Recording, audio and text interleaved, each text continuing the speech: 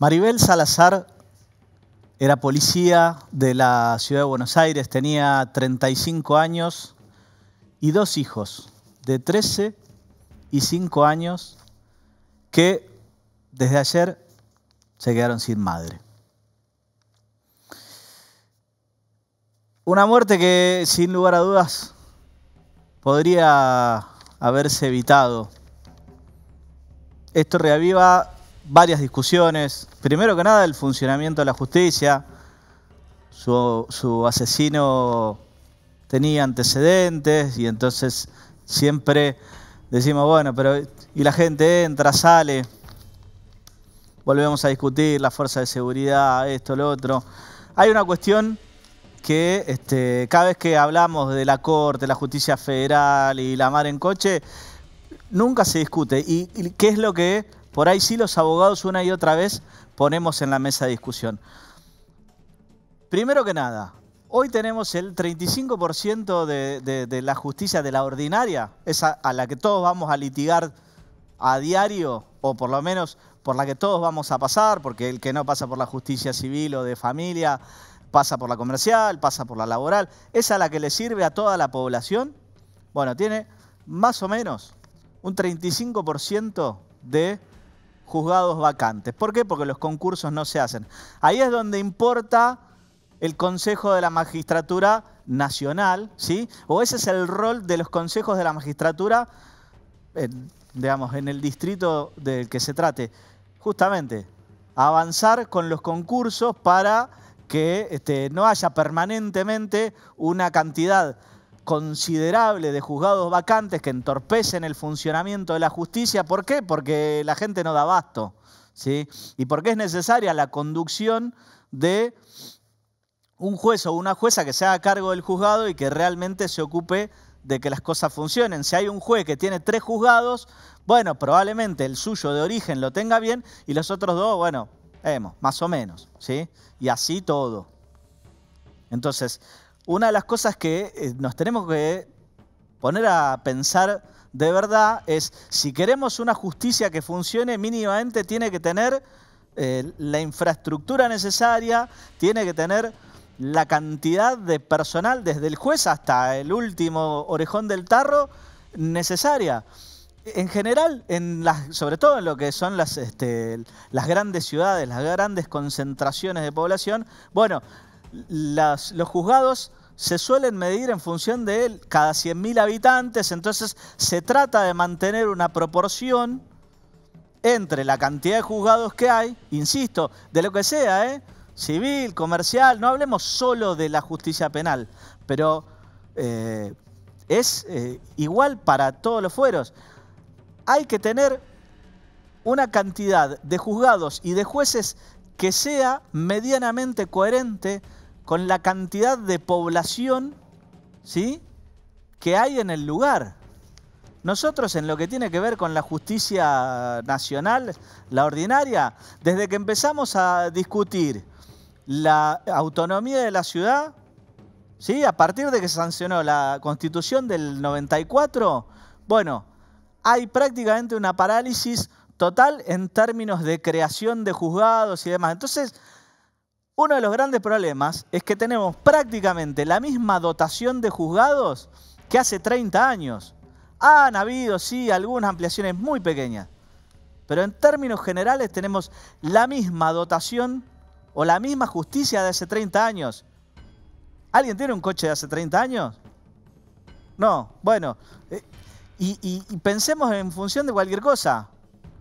¿Alguien tiene la casa desde hace 30 años sin hacerle siquiera una reforma? Bueno, todo funciona igual. Si a la justicia no se le hace ni un retoque en 30 años, bueno, eso es lo que tenemos. Hay que empezar a plantear de verdad una reforma judicial que tenga mucho menos que ver con Comodoro Pi y mucho más con todos los demás fueros. Por otro lado, también esto renovó la discusión de las TASER, ¿sí? La semana pasada, la Justicia Contencioso Administrativo Federal, ¿sí?, más específicamente el juzgado de Walter o el juez Walter Correa, intimó al gobierno nacional a que resuelva qué va a hacer con las 60 Taser que importó el gobierno de la ciudad, porque se empieza la discusión de si la policía no hubiera usado armas letales, entonces si hubiera tenido la Taser, esto no hubiera pasado.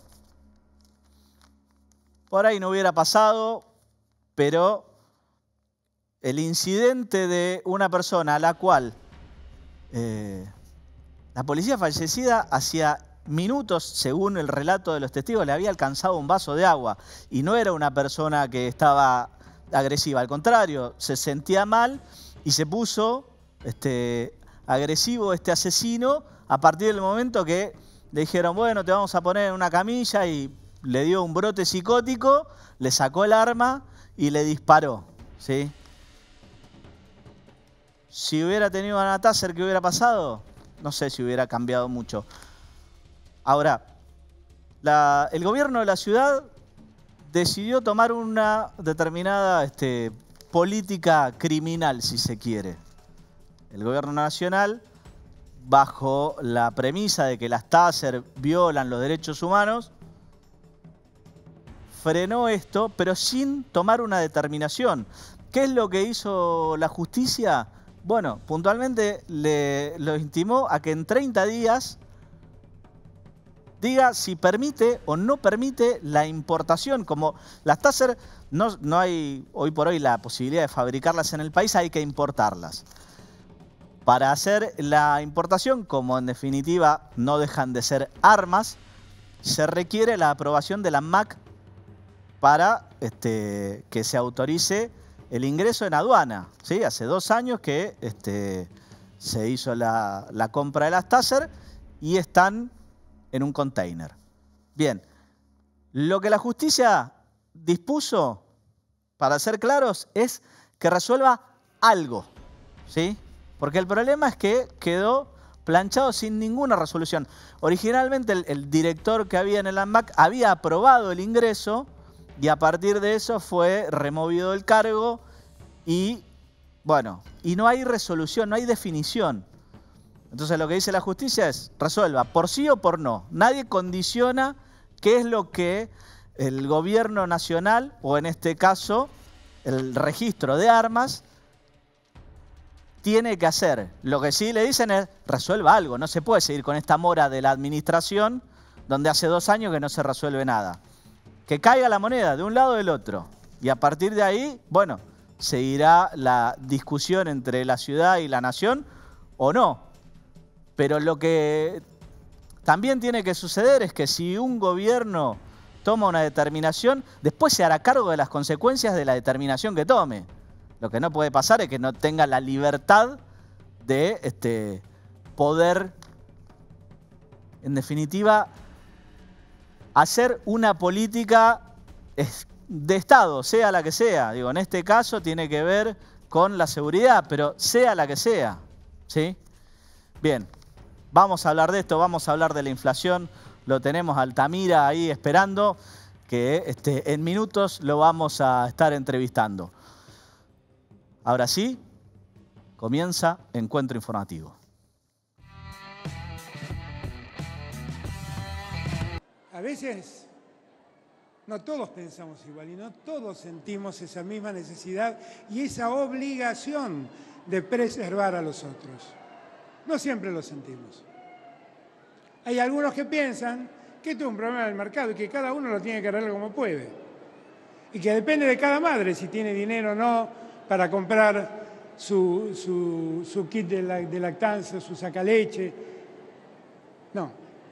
Nosotros sabemos que hay muchos argentinos y argentinas que no tienen esa posibilidad. Argentina no va a ser Venezuela. ¿Y qué dicen en Chile? Chile no va a ser Argentina. Y fíjate cómo se están todos metiendo en el socialismo. Bien, por eso. Es una lucha contra el socialismo, pero después eso se le elige la gente. Yo no critico todo. Hay algunas cosas que también hay que analizarlas positivamente. La señora ministra de Desarrollo Social, Tolosa Paz,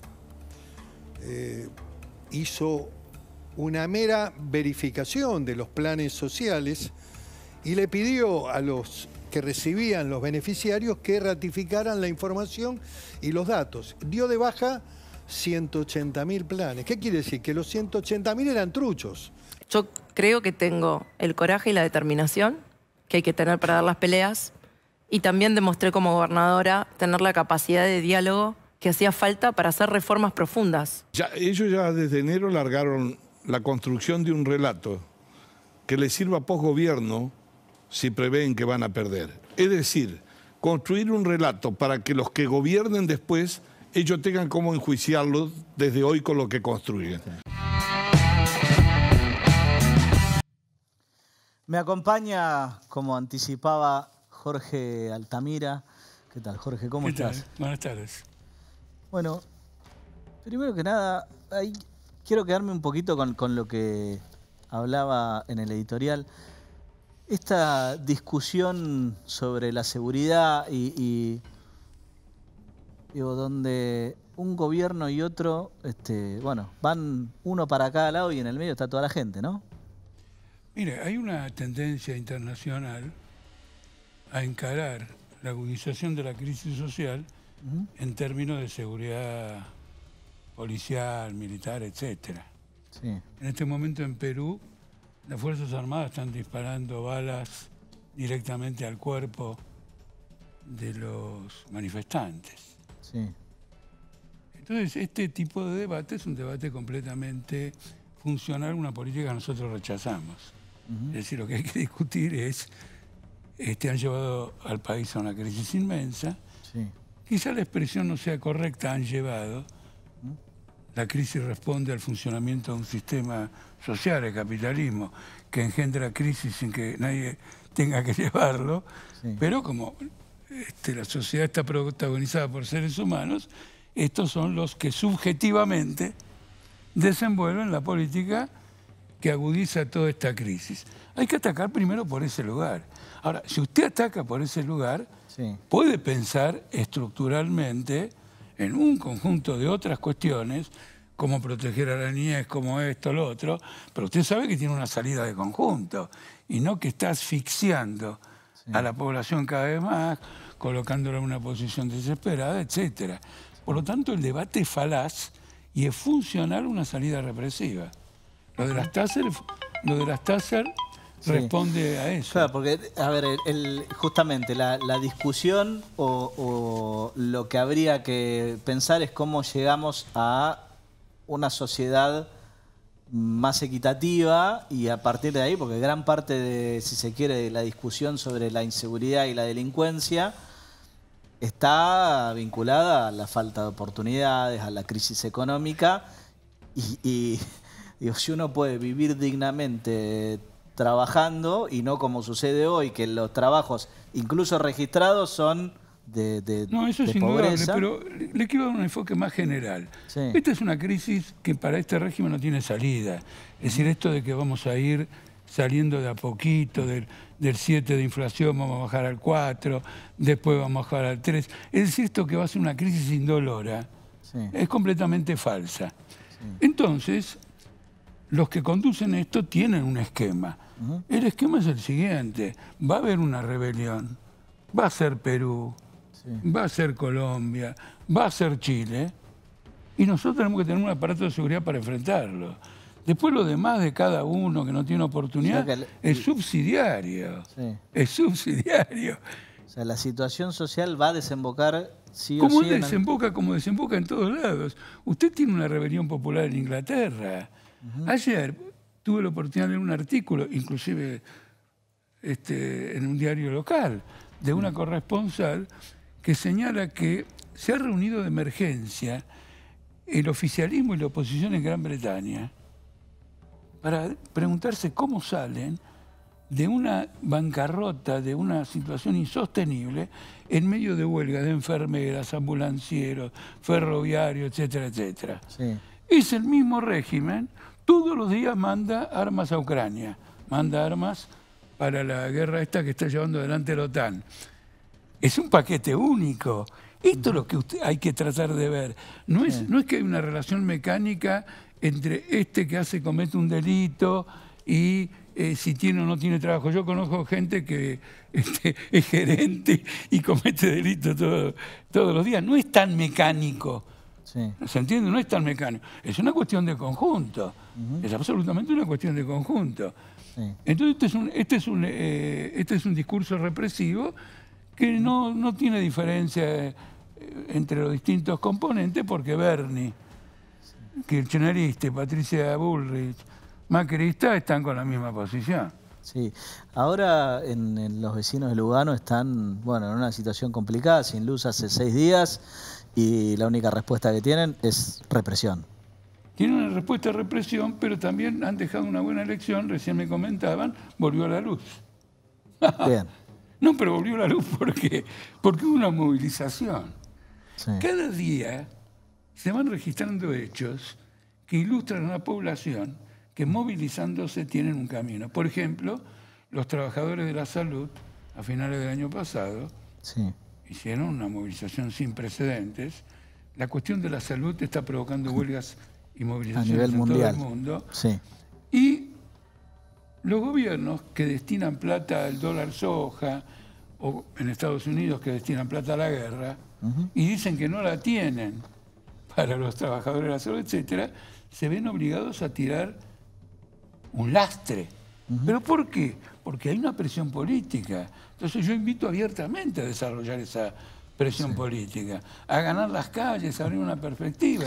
¿Ese es hoy el único camino? Digo, porque la gente sale a las calles porque no los oyen, no se atienden a los reclamos. No, depende de lo que usted entienda o que usted me interprete a mí por único camino. Sí. Si usted me dice como camino de movilización, hay muchos caminos. Están las manifestaciones callejeras, las huelgas generales, las ocupaciones de fábricas. Sí, pero me refiero justamente, cuando hay un reclamo como este de los vecinos, que hacía 6 días que estaban sin luz, que se les pudrió toda la comida, que el que vive en un piso alto, cada vez que tiene que entrar y salir de la casa tiene que... El otro día tuve que pedir en el 911 que fueran a ayudar a una señora que vive en el piso 18. Sí. Porque no hay ascensor, no hay luz y no había las luces que tiene que haber en la escalera. De emergencia. Las luces de emergencia.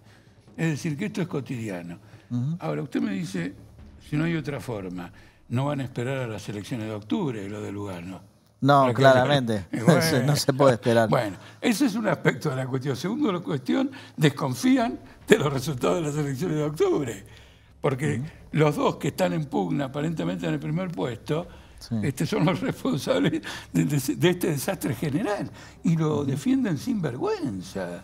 Se jactan, después de todo lo que hicieron, se jactan de poder conducir de nuevo políticamente el país. Entonces, usted ve que hay un impas, hay una suerte de callejón, y lo que hay que decir es que este callejón se rompe, de un lado movilizándose por los reclamos, porque si no es a través de la experiencia, no digamos las grandes masas, tampoco usted ni yo encontramos el rumbo. Nadie encuentra el rumbo sentándose en un sillón y razonando el rumbo. Es probando. Hay que darle también a los grandes pueblos, digamos, actúan en esa dirección. Y nosotros confiamos que esa experiencia los conduzca a comprender que los que gobiernan no son lo que dicen representar, sino son los agentes de los grandes grupos capitalistas. Y defienden una sociedad que funciona con este criterio. Porque no hemos tocado el tema de la inflación, pero la inflación que Massa dice que quiere bajar, Massa es el que la promueve. ¿Por qué? Porque es el recurso que tiene para cumplir con el FMI, porque la inflación le permite desvalorizar los gastos sociales, los gastos de jubilación, etc. Entonces, pues, es decir, en lugar de cortarlos, es decir, che, como hizo Patricia Bullrich de la Rúa, bajo 13% los jubilados, etcétera, etcétera, dice, no digamos eso, porque tenemos un levantamiento. Y van retaseando de a poco. Hagamos una política de inflación y se lo vamos quitando sin que aparentemente se den cuenta. Entonces, el que está promoviendo la inflación como política, como objetivo, como estratégica, él y el Fondo Monetario Internacional se presenta ante la gente diciendo quiero parar la inflación. Naturalmente que no lo va a conseguir con estos métodos. Esto hay que desenmascararlo. Y hay que devolverle a los trabajadores y al pueblo argentino la confianza en que uniéndose y trabajando por un objetivo de superar este régimen social, vamos a poder salir de todas estas penurias. La izquierda, te hago la última y ya te libero, sé que necesitas irte. La izquierda en el 2021 se posicionó a nivel nacional, consolidándose como tercera fuerza. Me parece que en esto es muy importante la unidad que alcanzaron.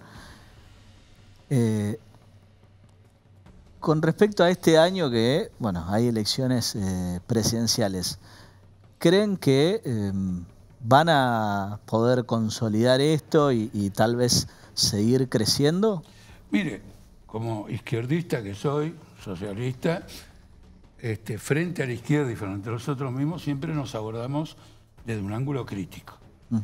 Con la descripción que he hecho de cómo entendemos la situación argentina, el problema no es lo que creamos o dejemos de creer, o que alguien crea que va a lograr o dejar de lograr, sino que tiene que decir cuál es su programa político para conducir, orientar, abrir una perspectiva a este derrumbe.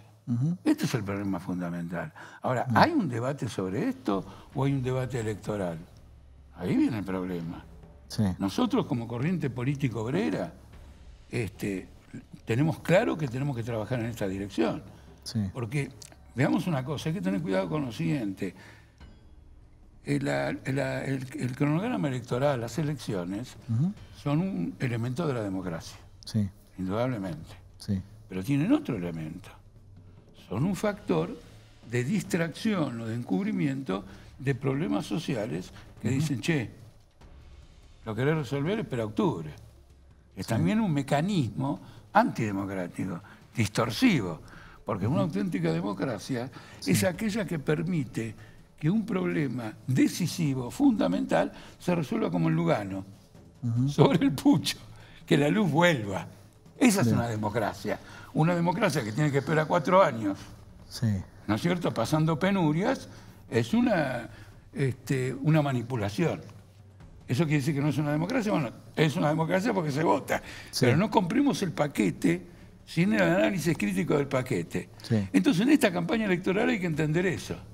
Hay que entender que es una campaña electoral que sirve como para tirar a los que están gobernando, y eso nosotros lo tenemos que combatir. Y si no lo combatimos, después no hay ninguna posibilidad o hay escasa posibilidad de que los resultados electorales reflejen aquello que no supimos desarrollar como corriente política. Nosotros en Política Obrera tenemos clara esta dirección y trabajamos sistemáticamente hacia ella. Jorge, muchísimas gracias por venir. Gracias. Antes de pasar al siguiente bloque, quiero que vean este informe sobre los recortes en los planes sociales. Voy comprando semana por semana porque ya no hago una compra grande y bueno, y lo veo. Y hay cosas que dejo de comprar. Digo, no, esto es imposible que aumente así. Los políticos nos roban entre 25.000 y 30.000 millones de dólares por año por hacer uso de la maquinita, para hacer uso del Banco Central. Es decir, entonces lo que dice es, bueno, el Código Penal está lleno de delitos y que no son tan grandes como este. Incluyamos esto en el Código Penal y que sean sancionados los políticos por estas aberraciones.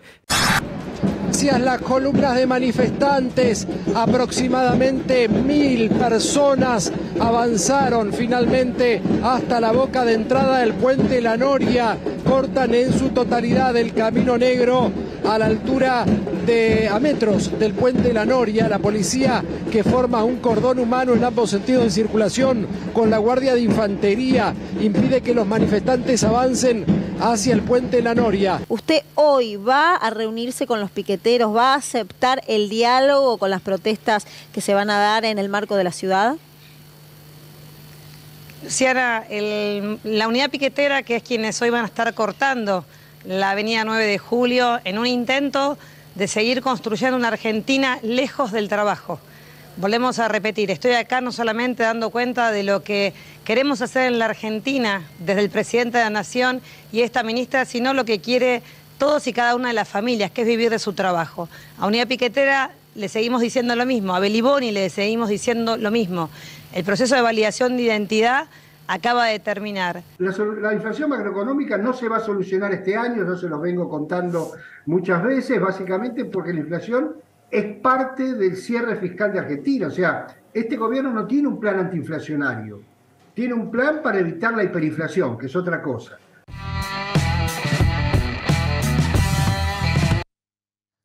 Estamos ahora con Cristian Castillo, él es dirigente del PTS.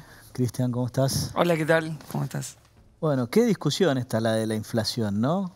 Digo, el gobierno quiere la inflación, pero no llegar a la hiper, ¿es así? Y el gobierno lo que pasa es que firmó un programa con el Fondo Monetario Internacional que tiene muchas medidas inflacionarias. O sea, la suba de tarifas, la suba del precio de los combustibles, la devaluación permanente del propio dólar oficial, que se vino incrementando todo el último año. Bueno, son factores inflacionarios. Sí. Entonces, es evidente que después es un poco la cuadratura del círculo, porque está llevando adelante un programa económico que tiene un montón de medidas inflacionarias y después dice quiero bajar la inflación para ver si tengo alguna oportunidad electoral. Y esto entonces le va por acá, por allá, además de que los acuerdos que hace con los empresarios son bastante un chiste, porque una vez que le da las autorizaciones para importar lo que quieren, los productos desaparecen de los lugares donde están a los precios justos, ¿no? Encontrar en la primera quincena de febrero los productos de precios justos en los supermercados, que por otro lado solo representan al 30% del consumo, ¿no? Sí. O sea, fuera de precios justos. ¿Y el 70% son los negocios de cercanía? Entonces, claro, uno dice... Pero como la mayoría de los sectores populares, los que menos ingresos tienen, consumen en los negocios de cercanía, en el día a día. Ahí no están los precios justos. ¿Y por qué? Yo todavía no he encontrado que expliquen por qué con la Federación de los Supermercados Chinos o con las organizaciones de los almaceneros no hacen el acuerdo, porque verdaderamente... Que se acercaría mucho más a la gente que haciéndolo con las grandes cadenas de supermercados. Estarían todas y entonces eso permitiría... digamos, contener la maniobra que hacen las empresas, que es enviar el volumen de lo que producen a las bocas de expendio que no están en el acuerdo y vaciar las que están en el acuerdo, sobre todo una vez que han logrado la autorización para conseguir las importaciones al dólar oficial. Entonces, digo, ahí los agujeros fueron por todos lados y se ha visto en el índice de enero, ¿no? Que volvió al 6%. Esto que sucede con los planes Progresar, que bueno, supuestamente hay una cantidad, creo que hablaban de 180.000 personas que no validaron sus datos y demás, según el gobierno, porque no los validaron, la versión de ustedes que es parte del plan de ajuste.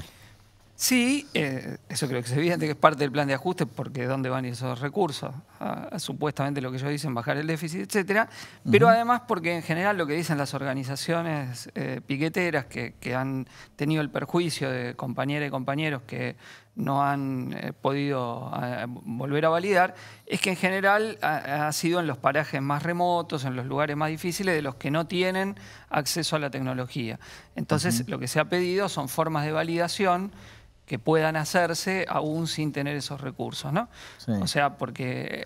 que de todos modos implican que las personas se acerquen a alguna oficina de ANSES. O que se pueda ir a los lugares, a los barrios y se pueda hacer. Eso es lo que han reclamado. Sí. Ahora, desde ya, digamos, el plan siempre es una salida transitoria. Primero, nadie puede vivir de un plan. La mayoría de quienes cobran un plan, aparte, trabajan en negro, haciendo changas, completando el ingreso familiar. Sí. Y si uno ve lo que ha pasado en Argentina... Bueno, según todos los zapajas, hay gente que no quiere trabajar. Bueno, pero creerá que tomar el discurso de la derecha en ese terreno le da votos. No tiene otra explicación porque sabe que no es así. Sabe que la gente que cobra el plan aparte hace changas y que si no tiene un trabajo registrado, etcétera, no es porque no quiera, sino porque ese trabajo no existe. De hecho, todas las estadísticas de recomposición de empleo en Argentina han sido con empleo de baja calidad. O monotributo que encubre fraude laboral, o trabajo directamente sin registrar en gran medida. O sea, ha empeorado enormemente la calidad del empleo en Argentina si lo comparamos con el periodo previo a la pandemia. Y esto no es porque sí, es porque en gran medida el gobierno lo permite. O sea, cuando vos del Ministerio de Trabajo no tomas ninguna medida para revertir esta situación de fraude laboral que te hacen transformándote en monotributista en vez de... Y entonces perdés todos los derechos, porque no cobras aguinaldo, no tenés vacaciones pagas, licencia por estudio, por enfermedad. Y esto se toma como algo dado. Sí, después cuando por hacer fraude laboral las cosas terminan en un juicio, la culpa la tienen los abogados laboralistas con la industria del juicio. Bueno, por eso, pero entonces, digo, esa es la realidad que se vive. Vos fíjate que estamos en un nivel de pobreza como si tuviésemos una desocupación del 20%, pero la tenemos del 7%. Entonces, ¿qué pasó en el medio? Bueno, cayó la calidad del empleo y cayeron los salarios. Ese es un 7 mentiroso. Bueno, aunque sea un poco mentiroso, pero de un 20 mentiroso tendríamos el nivel de pobreza del 40%. Sí.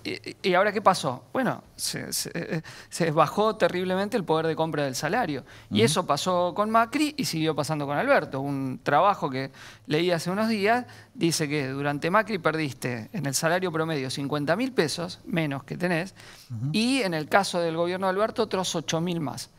O sea, eso perdimos desde que estuvo Macri y Alberto. Entonces, bueno, eso fue un golpe al salario. Y la ministra Tolosa Paz es la ministra de este gobierno. O sea, los salarios son verdaderamente bajísimos, llegar a fin de mes cuesta cada vez más. Los socialistas decimos la fuerza de trabajo no cubre el costo de su reproducción, se paga por debajo de su valor, lo cual te lleva a que vos para llegar a fin de mes tenés que hacer extras como si fuera algo habitual, o tenés que hacer changas los fines de semana, no para hacerte algo especial, che, me arreglo un poco la casa, etcétera, sino porque si no, no vivís. Claro, entonces, los extras, ese me parece que es el punto central.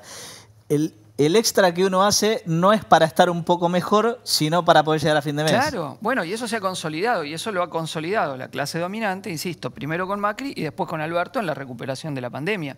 Porque no salimos igual, no es que volvimos a lo mismo, volvimos peor para los trabajadores. La participación de los salarios en el ingreso nacional disminuyó. Algunos dicen que está en el 43, otros en el 38, según la medición que sea. Pero todos coinciden en que disminuyó. Y bueno, entonces el gobierno no se hace cargo de eso y quiere culpar a quien tiene que cobrar un plan para poder sobrevivir. Es verdaderamente muy hipócrita. Ahora, nosotros tenemos un planteo desde el PTS en el Frente de Izquierda que es reducir la jornada laboral a 6 horas, que si se aplica, sin tocar el salario, obviamente, que si se aplicase en las 12.000 principales empresas daría lugar a 1.200.000 nuevos puestos de trabajo de calidad. Si vos a eso le sumás un plan intenso de obra pública en lo que hace a la vivienda popular, bueno, no tendría ese problema, porque todo lo que están cobrando los planes podrían estar ahí. Y si se hiciera eso, podríamos empezar a discutir la ley de alquileres, ¿no? Porque incluso para, digo, no importa qué ideología uno tenga, hay algo que no tiene discusión, que es lo siguiente. El déficit habitacional que tenemos es enorme. Eso hace que se disparen los precios del metro cuadrado en un país donde además el valor del metro cuadrado de cualquier propiedad está en dólares, los ingresos de la gente son en pesos y finalmente se termina disparando el valor de los alquileres y en vez de seguir discutiendo una y otra vez si la ley de alquileres tiene la culpa, no discutimos la cuestión de fondo, que es que necesitamos muchísimas más viviendas y los planes Procrear se quedan cortísimos para la necesidad de la población. El gobierno dice que inauguró 80 y pico mil viviendas en toda su gestión, ¿no? En 3 años. Bueno, el déficit es de 3.800.000. Veremos ahora con el censo que publique los resultados de viviendas. Fue una aspirina para el cáncer. Claro, porque Argentina pasó de 2,5 millones de familias en emergencia habitacional a 3.800.000 en 10 años. O sea, no mejoró, sin una planificación. ¿Se entiende? Entonces, si no hay un plan intenso destinado a la construcción de vivienda para los sectores populares en primer lugar, pero no solo, pero sí en primer lugar, pues son los que peor están, que no tienen acceso a los servicios mínimos, etcétera, bueno, no hay solución. Y después no hay ninguna política para evitar lo que pasa en otras ciudades del mundo, pero en Argentina es más grave porque hay cero política, que es esto que se construye no para el que necesita la vivienda, sino para el negocio especulativo inmobiliario. Entonces, por ejemplo, así como decíamos, 3.800.000 familias en emergencia habitacional, 2 millones de inmuebles vacíos. Entonces, vos fíjate la irracionalidad que hay.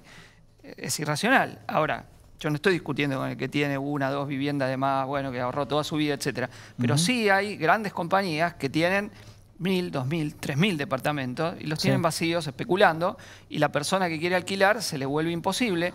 Incluso las inmobiliarias están haciendo algo muy perverso, que es que si vos alquilás te dicen, y estás por la ley de alquileres, te dicen, mira, yo te digo de onda, aceptá el aumento aunque no está en la ley, porque si no, y entonces permanentemente es un lobby para que la situación del inquilino se vuelva cada vez peor, ¿no? Bueno, esta es una situación, insisto, porque no hay ninguna política para garantizar el acceso real a la vivienda, no hay crédito hipotecario accesible medianamente. Bueno, es una situación que... Ahí vos tenés el reino del mercado.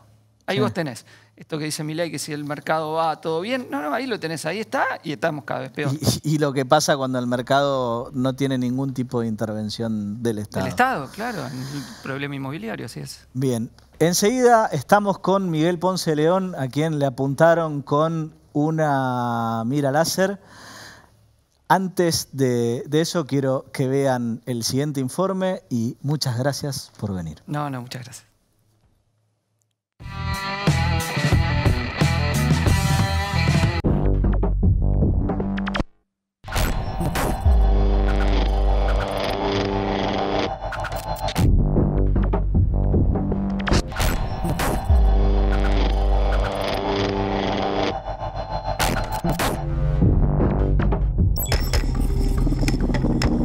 O sea, los monos eran más territoriales y Lindor Alvarado iba más hacia arriba.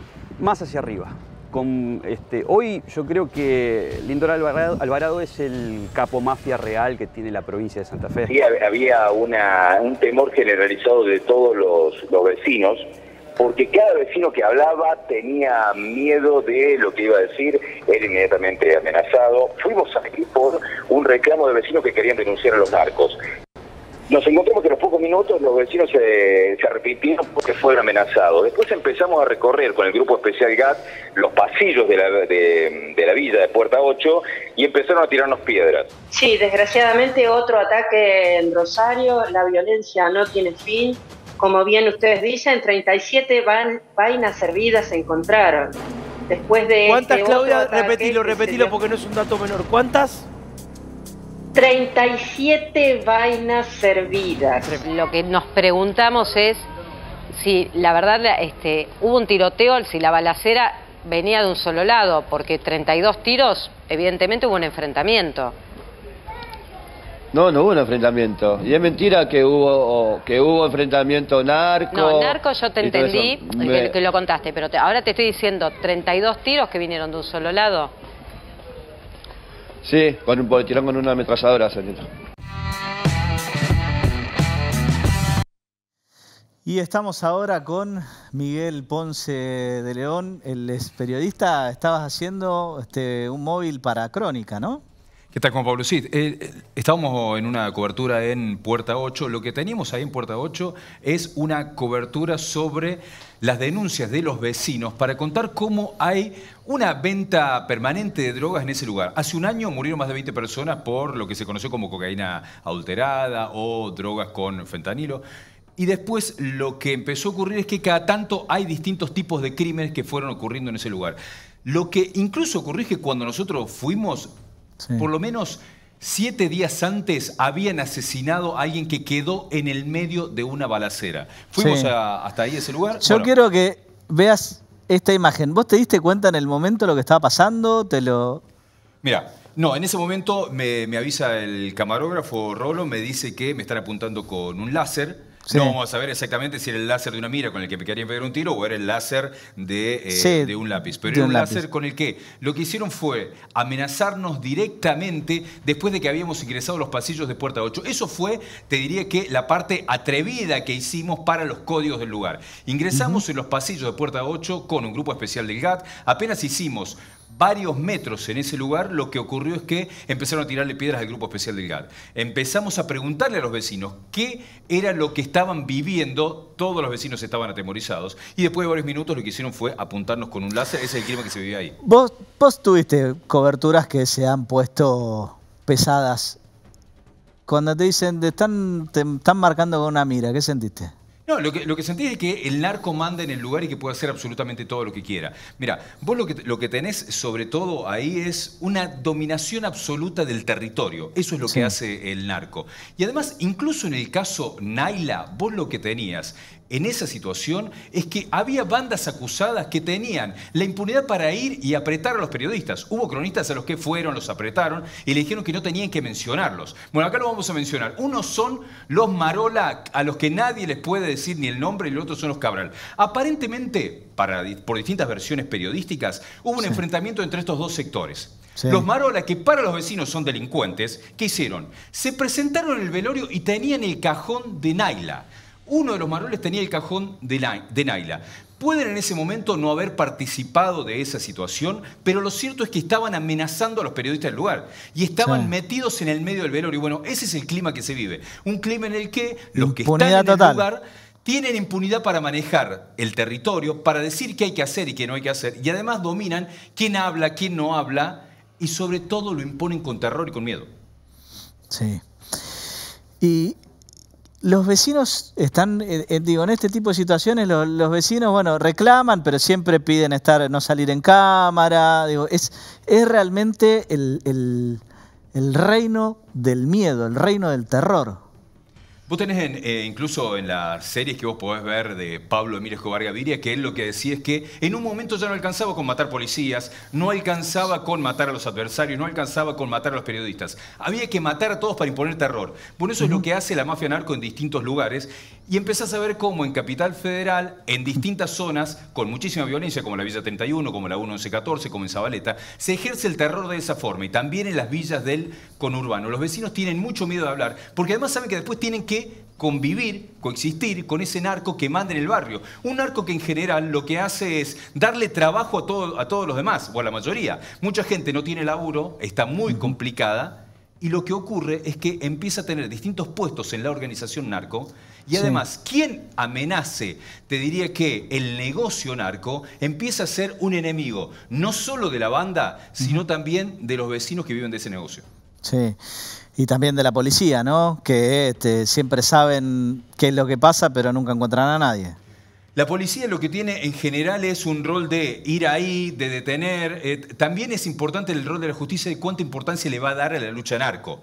Porque si simplemente se ocupan de algunos cargamentos y permiten que haya todo el tiempo una venta de drogas indiscriminada en distintos lugares, bueno, eso no tiene ningún fin. Vos pensás, si los fiscales, los jueces, lo que hacen es pedir que se combata de manera muy fuerte el narcomenudeo. Bueno, sería mucho más complicado, mucho más complicada la venta de drogas. Tiene que haber más participación de la justicia, más iniciativa de la justicia y obviamente más compromiso de la policía que está en el lugar. Sí, hay una de las cosas que plantean más de una vez, que lo he conversado con algunos fiscales, te dicen, bueno, vos tenés el problema de que el consumo personal no es punible y muchas veces en los casos de narcomenudeo, como vos tenés a alguien que lleva y trae la droga permanentemente y hace un caminito, en realidad al que hace la venta de narcomenudeo nunca lo vas a enganchar con más que lo que podría ser una dosis de consumo personal. Sí, porque están organizados para tenerlo en pocas cantidades, incluso hay una parte del trabajo que es tener la droga. Entonces hay alguien que tiene la droga, otro que vende la droga, y así es como están organizados. Pero vos pensás que si la justicia decidiera hacer muchos allanamientos, bueno, si hacen un allanamiento en ese lugar donde estábamos, en Puerta 8, se iban a llevar armas, drogas, y lo mismo ocurriría si hacen eso en la Villa 31, en la 1, 11, 14. Si hicieran allanamientos masivos o la justicia encontrar los elementos para hacer eso, la situación por lo menos le sería mucho más complicada. Miguel, muchísimas gracias. Ahora vamos a seguir hablando de inseguridad y quiero que vean este informe.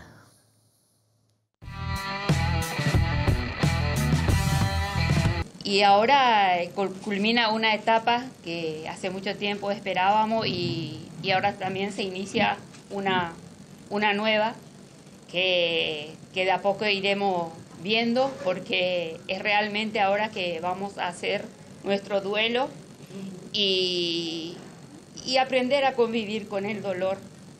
Seguridad no hay, seguridad para los chicos no hay. Está en la gendarmería, están al pedo, si vamos la que es, porque no hacen nada. Mi primita estaba toda ensangrentada, no hicieron nada, no llamaron ni a la ambulancia. Lucio era muy feliz acá.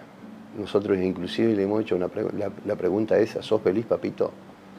Y sí, pero claro, no nos dábamos cuenta que él era feliz acá, en casa. nunca jamás dijo que, o nos dio una señal de que es lo que estaba viviendo él. Entendíamos también que la felicidad de él consistía en que en el momento que él estaba con nosotros, porque nosotros le preguntábamos, él corría, él tiene sus chiches acá, él tiene sus pelotas, él sabía que venía y este era su lugar. No creo que haya sido lo mismo, porque el apoyo de la gente fue muy grande y nos sirvió un montón para seguir adelante y con la asociación que formamos y con la lucha de seguir por los niños, seguir defendiéndolos, es nuestro objetivo después de que pase todo esto.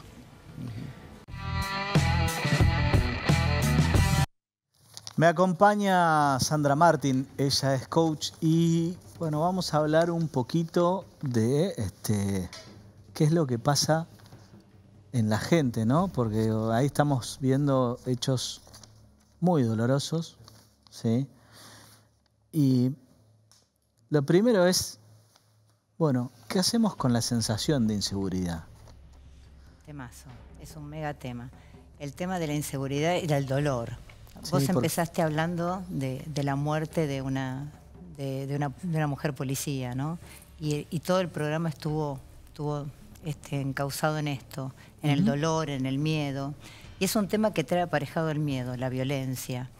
Y justamente el dolor y la violencia, en este caso, vienen con un tema que nos atraviesa toda la sociedad. Sí. Con el tape que recién estábamos mirando, con el caso de Baez Sosa, con el caso de lo que le comentó recién Miguel, el productor. Sí, de Naila. Sí. De Naila. Entonces, todos estos temas nos están de alguna forma abordando. El dolor duele y la violencia ya está tan instaurada en la sociedad que lo vivimos como algo normal. Que vaya alguien a una bici y se encuentre con que lo están apuntando. Y esto es parte de una incertidumbre muy general. Entonces, por eso desde el coach estamos trabajando todo lo que tenga que ver con temáticas del dolor. No el coaching del dolor, que viene con algo más relacionado con algo tanatológico. ¿Por qué? Porque se empezó a trabajar el coaching de vida justamente con estos aspectos. La violencia hoy no es una violencia que vos te raspás y te duele esa raspadura. Entonces pasa el tiempo y vos seguís sintiendo eso hasta que eso no sane. Este dolor es el dolor del alma, el dolor que hay que acompañarlo desde otro lugar. Entonces, la violencia y el dolor son temas muy, muy delicados. Entonces, ¿cómo acompañamos a estas personas?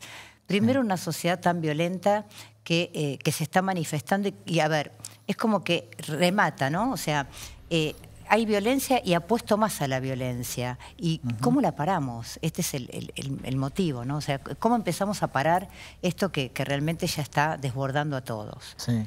Recién me había llegado un mensaje de los chicos que están en la cárcel con el tema de Fernández Baez Sosa, que decían que justamente lo único que querían era la muerte. Entonces, fíjate cómo pasamos desde la violencia a la muerte a la violencia, y son ciclos de vida. Lo que pasa es que hay ciclos de vida que son normales. Por ley de vida, en algún momento de la vida nos va a tocar. No estamos preparados, pero es parte de un aprendizaje. Ahora, ¿qué pasa con estos temas cuando aparece la muerte y aparece la violencia dentro de esa muerte, que es algo inadmisible y que no estamos preparados? ¿Qué le pasa a estos papás? ¿Qué les pasa a estos casos? Justamente eso estaba pensando, digo, ¿cómo puede ser la gente por ahí, los amigos, los demás familiares de los padres de Fernando, para acompañarlos, porque ahí, bueno, veíamos, decía, bueno, ahora puede descansar en paz, qué sé yo. Primero que nada, ¿qué efecto puede tener digamos, la condena para sus asesinos sobre los padres o las personas que más querían a Fernando? Y después el resto, ¿cómo los acompañan para tratar de sobrellevar este dolor? Bien. A ver, hay algo que es social, sí, ¿no? Como el luto, como los mitos, los ritos, hay algo que tiene que ver con algo social. Cuando alguien te dice, yo te comprendo, en realidad el dolor es tuyo. Yo no puedo comprender el dolor, puedo acompañar ese dolor y puedo tratar de decir, bueno, acá estoy a disposición, pero lo entiendo, si no lo atravesé, no sé si lo puedo entender. Y las pérdidas son personales y los tiempos de las pérdidas son personales. Hay ciclos en las pérdidas de 6 a 2 años, 2 años y medio. Esto es lo normal en una pérdida. 6 meses a 2 años, 2 años y medio, perdón. Pero A ver, ¿qué pasó ahora en el caso de Baez Sosa? Hay justamente el síndrome del aniversario. Se cumplió el síndrome del aniversario. O sea, justamente, y esto pasa, donde se repite una fecha clave y los padres vuelven a atravesar todo el proceso de vuelta. Ahora, ante tu pregunta, ¿cómo se acompaña? Se acompaña con un espacio de contención, con mucho amor, con la escucha. ¿Por qué? Porque las personas vuelven a agarrarse determinados de la fe, por ejemplo, en el caso de la mamá, de Fernando. También están las mamás del dolor. Fíjate el caso del nenito, que fueron los... Exacto, que fue el abuelo y el papá a acompañar, la mamá de Rawson, que también fue a acompañar. Entonces vos resignificás el dolor. Buda dice, el dolor es inevitable, el sufrir es opcional. Y yo te digo, no es opcional. El sufrir es parte del proceso para acompañar. Porque si vos no tenés sufrimiento, no podés en determinado momento poder aprender y ser resiliente a ese proceso que estás pasando. Hace poquito justamente la mamá de Fernando Baez Sosa contaba que la habitación de Fernando está exactamente igual que como él la dejó. Eso de dejar todo igual o conservar por ahí cosas de la persona, sobre todo cuando estamos hablando, ¿no? de muertes violentas, ¿no? Porque una cosa es cuando alguien atraviesa una enfermedad y qué sé yo, y bueno, pero sobre todo estas cosas, muertes violentas o inesperadas, por ahí en que murió muy joven y nadie esperaba que sucediera eso. ¿Ayuda o es peor seguir guardando todo y dejando todo así como si nada hubiera pasado? Ay, qué tema. A ver, en realidad no ayuda. Hay un tiempo que sí ayuda, porque uno, es más, es normal que cuando empiece, no es normal que, partamos de algo, no es normal que se te muera un hijo. No es normal, por ley de vida no es normal. Por algo no tiene nombre. Siempre se dice, ¿no? Cuando el doliente, si se muere tu pareja, sos viudo, si se muere tu padre, sos huérfano, se te muere un hijo y no tiene nombre. No es normal. Y el proceso tampoco es normal. Y pasa que muchas veces en la casa hasta lo llaman o sienten que el hijo les habla. Estas cosas suelen suceder en el doliente en determinados procesos. Y más cuando estaban esperando una condena, cuando pasó todo este tiempo, cuando los padres hacen el duelo, pero vuelven a hacer el duelo, porque ahora lo están resignificando con este juicio. En algunos momentos es bueno quedarte con algo que tenga que ver con la persona y por ahí el olor, el apego, ¿viste? Como los nenes cuando son chiquititos que tienen el trapito de apego. Pero no dejar todo igual, porque sería velarlo a larga data a la persona. Entonces hay momentos en que sí te tenés que, por eso hay que resignificar el dolor y hay que aprender de ese dolor. Quizás ellos necesiten en este periodo, después de esto, tener o conservar las cosas, pero van a tener que empezar a acomodar Te hago la última y esta es personal. Mi viejo se murió antes que mis hijos nacieran. Wow. Y por alguna razón que no logro terminar de comprender, mi nena más grande tiene la foto de su abuelo y la lleva hasta cuando vamos de vacaciones, porque ella sostiene que así el abuelo nos acompaña a todos lados. Bien. ¿Está bien o le busco? Nada es bueno o malo, ¿sí? Es lo que a ella le hace bien. Y si a ella le hace bien tener la imagen de ese abuelo, mira qué cosa, no estamos los dos atravesados quizás por este tema de los duelos, pero si a ella le hace bien tener a ese abuelo presente desde una imagen y recordarlo siempre y tenerlo a su lado, está buenísimo, porque le ayuda en el crecimiento. Sandra, así que muchísimas no hay gracias. absolutos. Bien, me quedo tranquilo entonces. Sí, obvio. Nosotros nos vemos la semana que viene con mucho más encuentro informativo. Gracias por estar ahí. Gracias a ustedes.